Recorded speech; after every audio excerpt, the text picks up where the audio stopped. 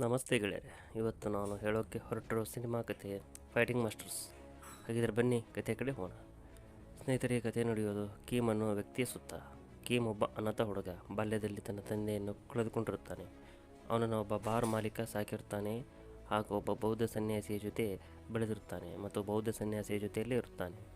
ಕೀಮ್ ತನ್ನ ತಂದೆಯನ್ನು ಕಳೆದುಕೊಂಡ ಮೇಲೆ ಅವನಿಗೆ ಆಶ್ರಯವನ್ನು ಈ ಸನ್ಯಾಸಿಯೇ ಕೊಟ್ಟಿರುತ್ತಾರೆ.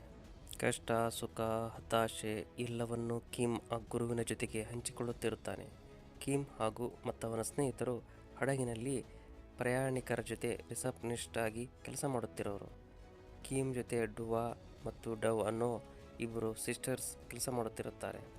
ಜೊತೆಗೆ ಚಾಯ್ ಮತ್ತು ಹೇ ಅನ್ನೋ ಇಬ್ಬರು ಗೆಳೆಯರಿರುತ್ತಾರೆ.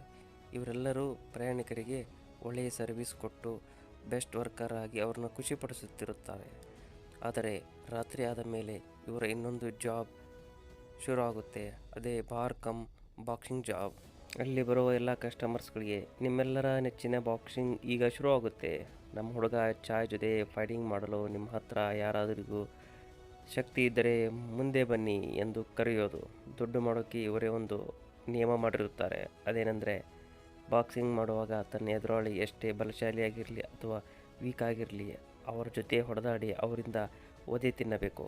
ಆಗ ಅವರು ಇವರಿಗೆ ಟಿಪ್ಸ್ ಕೊಡುತ್ತಾರೆ. ಹೀಗೆ ಅವರು ಹಣವನ್ನು ಸಂಪಾದನೆ ಮಾಡುತ್ತಿರುತ್ತಾರೆ.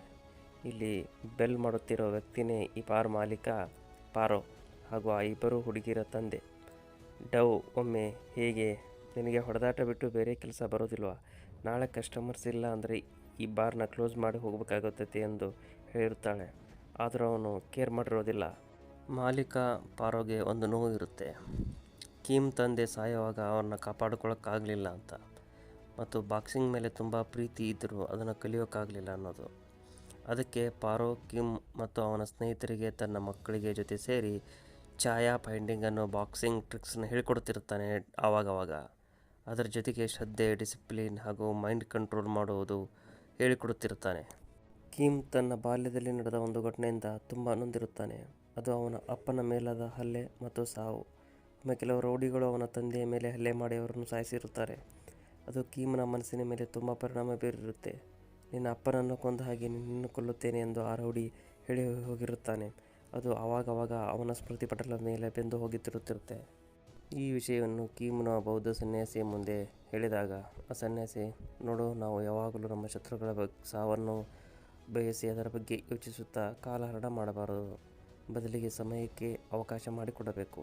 ಅದು ಬರೋ ತನಕ ನಮ್ಮ ಸಾಮರ್ಥ್ಯವನ್ನು ಬಲಪಡಿಸಬೇಕೇ ವಿನಃ ಬೇರೇನೂ ಮಾಡಬಾರದು. ಒಮ್ಮೆ ಕೆಲವು ರೌಡಿಗಳು ಆ ಬಾರ್ ಮೇಲೆ ಅಟ್ಯಾಕ್ ಮಾಡಿದಾಗ ಅವರ ಜೊತೆಗೆ ಫೈಟ್ ಮಾಡಿ ಬಾರ್ ಮತ್ತು ತನ್ನ ಮಾಲೀಕನನ್ನು ಕಾಪಾಡಿರುತ್ತಾನೆ ಕೀಮ್.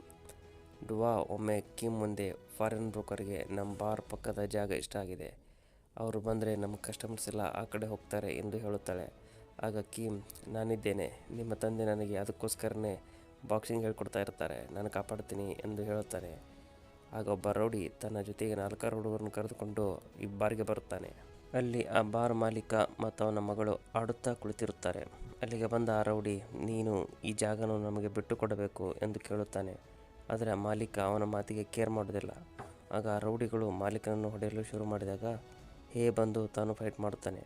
ನಂತರ ಅಲ್ಲಿಗೆ ಬಂದ ಕಿಮ್ ಎಲ್ಲರಿಗೆ ಹೊಡೆದು ಅವರನ್ನು ಓಡಿಸುತ್ತಾನೆ. ಆಗ ಆ ರೌಡಿ ತನ್ನ ಬಾಸ್ ಹತ್ತಿರ ಹೋಗಿ, ಅವರು ಸಾಮಾನ್ಯದವರಲ್ಲ, ಅವರಿಗೆ ಭೂತ ವ್ಯಾಕ್ಸಿನ್ ಬರುತ್ತೆ, ಈ ಬಾರ್ ವಿಷಯ ನನಗೆ ಬೇಡ ಎಂದು ಹಣ ತಗೊಂಡು ಹೊರಟಾಗ ಜಗಳ ಆಗುತ್ತೆ. ಆಗ ಜೈಲಿಂದ ಆಗ ತಾನೇ ಇನ್ನೊಬ್ಬ ರೌಡಿ ಬಂದು ಏನಾಯಿತು ಅಂದಾಗ ಎಲ್ಲ ವಿಷಯ ತಿಳಿಯುತ್ತೆ. ಕೀಮ್ ಹೊಡೆದಾಡಿದ ವಿಷಯ ಬೌದ್ಧ ಗುರಿಗೆ ತಿಳಿದಾಗ ಅವನ ಮೇಲೆ ಸಿಟ್ಟು ಮಾಡಿಕೊಂಡು ಹೊಡೆಯಲು ಹೋದಾಗ ಡುವಾ ಅವನನ್ನು ನಮ್ಮನ್ನು ಕಾಪಾಡಿದ್ದಾನೆ, ನಮಗೂ ಶಿಕ್ಷೆ ಕೊಡಿ ಎಂದಾಗ ಪಕ್ಕದಲ್ಲಿದ್ದ ಮಾಸ್ಟರ್ಗೆ ನೀವು ಆದರೂ ಹೇಳಿ ಎಂದು ಆ ಬೌದ್ಧ ಗುರು ಕೇಳುತ್ತಾನೆ. ಆಗ ಮಾಸ್ಟರ್, ಕೀಮ್ ಬಗ್ಗೆ ನನಗೆ ನಂಬಿಕೆ ಇದೆ, ಅವನು ತುಂಬ ಒಳ್ಳೆಯವನು ಎಂದು ಹೇಳುತ್ತಾನೆ. ಕೀಮನಿಗೆ ಬಾಕ್ಸಿಂಗ್ ಬಗ್ಗೆ ಹಲವಾರು ಟ್ರಿಕ್ಸ್ಗಳನ್ನು ಮತ್ತು ತಾಯಿ ತಂತ್ರದ ಕುರಿತು ಎದುರಾಳಿಯ ದಾಳಿಯ ಬಗ್ಗೆ ಇನ್ನಷ್ಟು ವಿಚಾರಗಳನ್ನು ತಿಳಿಸುತ್ತಾನೆ. ಮತ್ತೊಂದು ಕಡೆ ಜೈಲಿಂದ ಬಂದ ಆ ರೌಡಿಗೆ ಒಬ್ಬ ಬಂದು ಆ ಫಾರಿನರ್ ದುಡ್ಡು ಕೊಟ್ಟಿದ್ದಾನೆ, ಆದರೆ ಆ ಬಾರ್ ಮಾಲೀಕ ಒಪ್ತಾ ಇಲ್ಲ ಎಂದಾಗ ಒಂದು ರಾತ್ರಿ ಅಲ್ಲಿಗೆ ಬಂದ ಅವನ ಕಡೆ ರೌಡಿಗಳು ಮಾಲೀಕ ಹಾಗೂ ಅವನ ಮಕ್ಕಳ ಮೇಲೆ ಹಲ್ಲೆ ಮಾಡಿದಾಗ ಕೀಮ್ ಸ್ನೇಹಿತ ಹೇ ಬಂದು ಕಾಪಾಡುತ್ತಾನೆ. ಆದರೆ ಆ ರೌಡಿ ಪಾರೋನ ಮಗಳನ್ನು ಸಾಯಿಸಲು ಮುಂದಾದಾಗ ಕೀಮ್ ಹೆದರಿ, ಅವಳಿಗೆ ಏನು ಮಾಡಬೇಡ, ನಾನು ಜಾಗ ಕೊಟ್ಟುಬಿಡ್ತೀನಿ ಎನ್ನುತ್ತಾ ಪೇಪರ್ ಮೇಲೆ ಸಹಿ ಮಾಡುತ್ತಾನೆ. ಮರುದಿನ ಅಲ್ಲಿಗೆ ಕೇಮ್ ಬಂದಾಗ ಎಲ್ಲ ವಿಷಯ ತಿಳಿಯುತ್ತೆ. ಎಲ್ಲರೂ ಈ ವಿಷಯವನ್ನು ಬೌದ್ಧ ಗುರುವಿನ ಮುಂದೆ ಹೇಳಿದಾಗ, ಚಿಂತಿಸಿ ಫಲವಿಲ್ಲ, ನಿಮಗೆ ಸಮಯ ಬರುವವರೆಗೂ ಇಲ್ಲೇ ಇರಬಹುದು ಎಂದು ಹೇಳುತ್ತಾರೆ. ಆದರೆ ಕೇಮ್ ಮಾತ್ರ ಸುಮ್ಮನೆ ಇರದೆ ಆ ಬಾರ್ಗೆ ಆ ರೌಡಿಗಳ ಹತ್ರ ಹೋಗಿ, ನಾನು ನಿಮ್ಮ ಜೊತೆ ಮಾತಾಡಬೇಕು ಎಂದಾಗ ಅವರು ಇವನನ್ನು ಸಾಯಿಸಲೇಬೇಕು ಎಂದು ತೀರ್ಮಾನ ಮಾಡಿ ಹೊಡೆಯಲು ಬರುತ್ತಾರೆ. ಆಗ ಕೇಮ್ ಅವ್ರ ಜೊತೆ ಫೈಟ್ ಮಾಡುತ್ತಾನೆ. ಆ ರೌಡಿಗಳು ಡೌನನ್ನು ಲಾಕ್ ಮಾಡಿ ತಮ್ಮ ಜಾಗಕ್ಕೆ ಎಳೆದುಕೊಂಡು ಹೋಗುತ್ತಾರೆ. ಆಗ ಕೇಮ್ ಮಾತ್ರ ಸುಮ್ಮನೆ ಇರದೆ ಅವ್ರನ್ನ ಫಾಲೋ ಮಾಡಿ ಫೈಟಿಂಗ್ ಮಾಡಲು ಶುರು ಮಾಡುತ್ತಾನೆ. ಅವನ ಜೊತೆಗೆ ಅವನ ಸ್ನೇಹಿತರು ಬರುತ್ತಾರೆ.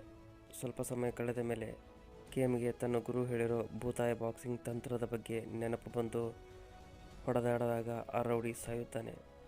ಸ್ನೇಹಿತರೆ, ಅಲ್ಲಿಗೆ ಈ ಸಿನಿಮಾ ಎಂಡ್ ಆಗುತ್ತೆ. ಸ್ನೇಹಿತರೆ, ಮುಂದಿನ ವಿಡಿಯೋದಲ್ಲಿ ಮತ್ತೊಂದು ಸಿನಿಮಾ ಕಥೆ ಹೇಳ್ತೀನಿ. ಅಲ್ಲಿವರೆಗೂ ಗುಡ್ ಬಾಯ್, ನಮಸ್ಕಾರ.